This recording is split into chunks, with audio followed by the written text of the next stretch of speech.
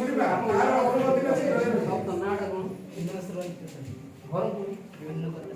आदा केते वर्ष ହେଲା ଘରେ ଏମିତି ଅଧା ପାଠ ଛାଡ଼ି साढ़े 3 वर्ष ହେଲା हां कोन असुविधा मुख्य कारण कोन जा द्वारा कि सब पाठ पढी यंग के नहीं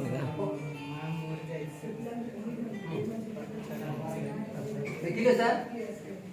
मार्ट एक्सपायर्ड करिगला बोली मृत्युवरण कला बोली तार से पाठ पढी पाइला हम मन रखिया कोन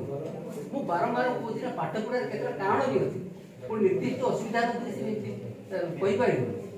बाबू कोछि त माटा मोनी तो आर्थिक अवस्था ला ताको घरे ताको ता बेदरे परिया पाई के भाई भौणी थी भाई भौणी अछंती अछंती ताकर गोटे किछि गोटे ताको